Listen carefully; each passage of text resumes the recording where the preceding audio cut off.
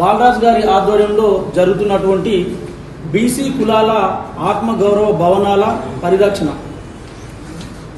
గత ప్రభుత్వం హైదరాబాద్లో ఈ సౌత్ ఇండియాలోనే కాస్ట్లీ ప్లేస్ అయినటువంటి ఏరియాలో బడుగు బలహీన వర్గాలైనటువంటి ఈ బీసీ కులాలకు దాదాపు 36 కులాలకి 5 ఎకరాలు, అలాగే గవర్నమెంట్ డబ్బుతో 3 అంతస్తుల భవనాలని నిర్మాణం చేసి ఇవ్వడం జరిగింది.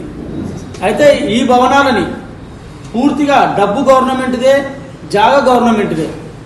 కానీ ఈ బడుగు బలహీన వర్గాలు హైదరాబాద్కు వచ్చి చదవడం అదే కులాలలో ఉన్నటువంటి పెద్దలకి ఇష్టం లేక, వారికి విద్య అందితే చైతన్యమై 20-30 ఏళ్లుగా కులాలను పట్టి పిడుస్తున్న మమ్మల్ని ఎక్కడ అంగదొక్కుతారు అని ఉద్దేశంతో ఇది దూరం ఉందని విద్యను దూరం చేస్తూ ఉన్నారు. అయితే మేము ఆ భవనాలన్నింటినీ తిరిగి చూసి వచ్చిన వ్యక్తులుగా ఏం చెప్తా ఉన్నామంటే, హైదరాబాద్ చుట్టూగా రోడ్డు ఏర్పాటు ఉన్నది. ఇప్పుడు ఔటర్ రింగ్ రోడ్, ఏ జిల్లా వారు వచ్చినా కూడా ఔటర్ రింగ్ రోడ్ ద్వారానే వస్తూ ఉన్నారు. ఔటర్ రింగ్ రోడ్ నుంచి కిందకి దిగితే ఏ కులం దిగినా కూడా ఒకే దూరము 1.5 కిలోమీటర్ల భవనాలు ఉన్నాయి. అది గొప్ప బీసీ భవనాల ఎడ్యుకేషనల్ హబ్గా గొప్ప రూపాంతరం చెందే ఏరియా. అయితే ఒక విద్యార్థి నాయకుడిగా, ఓయూజేసీ నాయకుడిగా, కుర్మజేసీ నాయకుడిగా ఏం చెప్తా ఉన్నానంటే, హైదరాబాద్ నుంచి ముఖ్యంగా మన ఆడపిల్లలు హైదరాబాద్కు వస్తే వారికి పరిరక్షణ లేదు, వారు ఉండడానికి ఏర్పాట్లు లేవు. ఏ కులానికి కూడా, బీసీలలో ఉన్నటువంటి 36 కులాలకు ఎవరికి కూడా దాదాపు ఆడపిల్లలను సంరక్షించుకునే భవనాలు లేవు. దయచేసి బీసీ కులాలలో ఉన్నటువంటి అధ్యక్షులారా, పెద్ద మనుషులమని చెప్పుకుంటున్నటువంటి మేధావులారా, మా గ్రామాల నుంచి వస్తున్నటువంటి అమ్మాయిలకి, మా గ్రామాల నుంచి వస్తున్నటువంటి విద్యార్థులకి వారి భవిష్యత్తు కోసం ఇచ్చినటువంటి ఈ భవనాలని వారి భవిష్యత్తు కోసం ఉపయోగపడేలా నడపాలని, పేదల నుంచి వస్తున్నటువంటి ఈ ఎవరైతే విద్యార్థులు ఉన్నారో వీరికి మంచి భవిష్యత్తునిచ్చే విధంగా ఈ జీవోలు ఉన్నాయి. కాబట్టి దయచేసి పేద కడుపును కొట్టొద్దని మీకు పిలుపునిస్తా ఉన్నాము. అక్కడ చదివి మా వారు పెద్దవారైతే ఈ బలహీన వర్గాలని సంతోషిస్తాయని, వీరి నోటికాడి ముద్దకు మీరు అడ్డం పడితే ఇదే వరంగల్ నుంచి వస్తున్నటువంటి జిల్లాల పర్యటన ఉధృతమవుతుంది.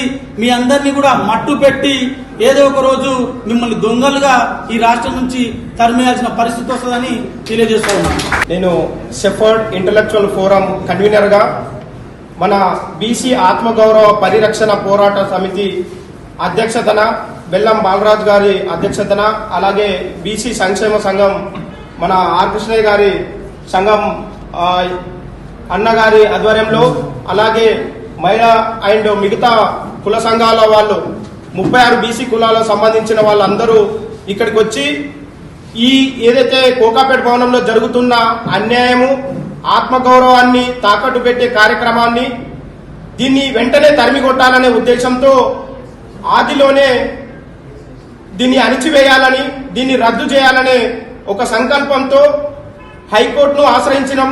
హైకోర్టు ద్వారా ప్రిన్సిపల్ సెక్రటరీకి, బీసీ వెల్ఫేర్ కమిషనర్ గారికి, అక్కడ గండిపేట్ కోకాపేట్ మండలం ఎంఆర్ఓ గారికి నోటీసెస్ సర్వ్ అయినాయి. అంటే ప్రభుత్వం ఇచ్చిన భూమి ప్రభుత్వము ఓన్లీ కేవలం బీసీ కులాల్లో 36 కులాలకు సంక్షేమానికి మాత్రమే ఉపయోగపడాలనేదే ప్రధాన ఉద్దేశం. మన రాజ్యాంగంలో ఏదైతే ఫండమెంటల్ రైట్ లో 15/4 అనేది కేవలం ఆ బీసీ, ఎస్సీ, ఎస్టీ కులాలలో ఉన్న అన్ని కులాలకు సంక్షేమానికి ఉపయోగపడాలనేది ప్రధాన ఉద్దేశం. మరి దానికి ప్రొటెక్షన్ గా directive principle of state policy 46 అనేది ప్రొటెక్షన్ చేస్తుంది. మరి ఆ కుల సంఘానికే వాడాలనేది. అలాగే ఇది దొడ్డి కొమరయ్య ఆత్మగౌరవ భవనం, ఇది 3 అంతస్తుల భవనం కట్టడం జరిగింది. కట్టిన తర్వాత డిసెంబర్ 14, 2024 నాడు సీఎం రేవంత్ రెడ్డి గారు ఇనాగ్రేషన్ చేశారు. ఆ రోజు నుంచి ఈ రోజు వరకు అలానే పడి ఉంది. అంటే 8.5 కోట్లు ప్రజాధనాన్ని నిర్వీర్యంగా పెట్టారు. అంటే ఇది ప్రభుత్వం దృష్టిలో ఉండి కూడా దీన్ని ఎట్లాంటి పట్టించుకోకుండా పొన్నం ప్రభాకర్ గారు, సీఎం రేవంత్ రెడ్డి గారు తక్షణమే ఈ విషయం మీద మీరు స్పందించాలి. ఈ విషయాన్ని మీ దృష్టికి వచ్చిన వెంటనే దీన్ని కులాలకే ఉపయోగపడాలనేది ఉండాలి. ఎందుకంటే బీసీ వెల్ఫేర్ వాళ్ళే క్లియర్ గా చెప్పారు ఏ పర్పస్ కి ఇచ్చాము, ఏ పర్పస్ అండ్ ఇది ల్యాండ్ ఎవరిదని. దీనిలో క్లియర్ గా చెప్పారు. The main purpose of the land allotment is to provide hostel facility to Kurma students and legal status ownership lies with the government.